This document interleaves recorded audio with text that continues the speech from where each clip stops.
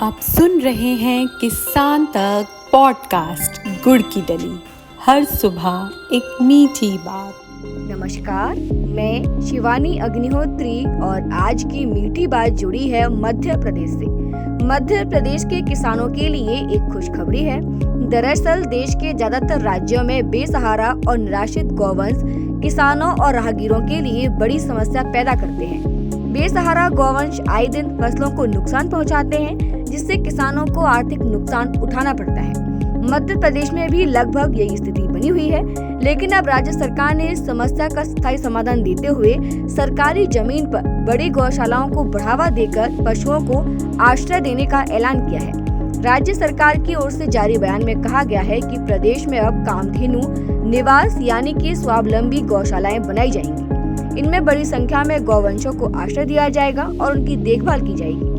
सरकार ने मध्य प्रदेश राज्य में स्वावलंबी गौशालाएं यानी कि कामधेनु निवास स्थापना की नीति 2025 को मंजूरी दे दी है। इस नीति के तहत ही राज्य में स्वावलंबी गौशालाएं बनाई जाएंगी। यहाँ स्वावलंबी गौशालाओं से राज्य सरकार का मतलब है कि इसमें गोपालन के साथ ही पंचगव्य निर्माण, बायोगैस, जैविक खाद, नस्ल सुधार, दूध प्रसंस्करण और सौर ऊर्जा, बायोगैस जैसी कमर्शियल गतिविधियों को बढ़ावा दिया जाएगा। इससे भी आय होगी, उससे पशुओं की देखभाल समेत गौशालाओं के अन्य विकास के काम भी होंगे। कामधेनु निवास में गौवंश की कम से कम संख्या 5000 रखी गई है।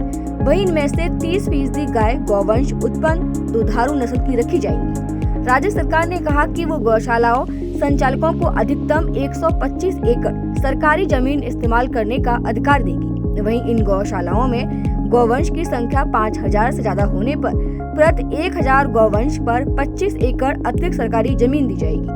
बता दें कि अन्य राज्य जैसे कि हरियाणा और राजस्थान में राज्य सरकारें किसानों के लिए ताड़बंदी योजना चलाती है, जिससे किसानों को अपनी फसल बचाने में मदद मिलती है।